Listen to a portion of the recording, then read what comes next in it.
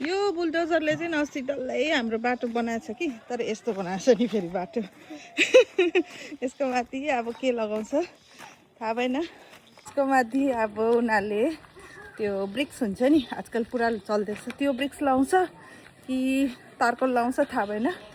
तर जे पनि लाउँछ छिटो लाउनु हिँड्नु पुरा साह्रो टोटोले यस्तो डरलाग्दो हल्लाउँदैछ अन्त हिँड्नु पनि पुरा साह्रो भइरहेछ। हामी कोही मुस्किलले हिँडेर यहाँ पुग्यो नि फेरि अप्ठ्यारो भयो नि हिँड्नु।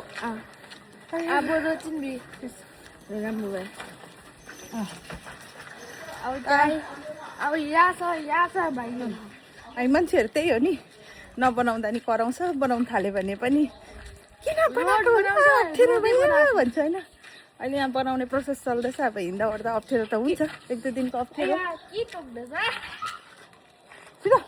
कहाँ एडजस्ट त गर्नुपर्छ नि राम्रो चिजको लागि तर त्यही हो हिँड्नु चाहिँ अलिकति अप्ठ्यारो हुन्छ। अब एक दुई दिन हो रोड बनिहाल्यो भने त दामी भइहाल्छ नि। फेरि त्यहाँदेखिको सोच्दैछु एउटा साइकल किनौँ भनेर क्या म चाहिँ।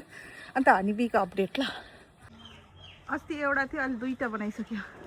बुई डेन्जर हुनु त अहिलेसम्म टोकेको त छैन तर भन्नु सक्दैन नि। एभ्री इयर आउँछ यहाँ हनीबी तर फेरि जान्छ हटाउँछ उनीहरूले त अब कहिले हटाउँछ। अहिले त डेन्जरस भइरहेछ। हामी त हुन त चलाउँदैन त्यही हो चराहरूले ठुङ्दियो भने चाहिँ शेष नि मान्छेहरू फेरि। त अहिले हामी चाहिँ सामाको घरमा चेरीको एक्जाम स्टार्ट भयो आज स्टडी लिभ छ बिचरा पढेर थाक्यो होला भनेर यसो निकालेको यसलाई घुमाउनुको लागि। बोजामा घर जानुको लागि एकछिन फ्रेस हुन्छ एक दुई घन्टा बसेर फर्किने भनेको। फेरि सबसे ठुलो कारण के हो भने त लन्च बनाउनु अल्छी लाग्यो मलाई। त्यहाँ गएर चाहिँ हामी लन्च खाने थाक्यो यस्तो थाकी पनि के घरमा नपकाएर जानुपर्ने होला नि हामी चाहिँ।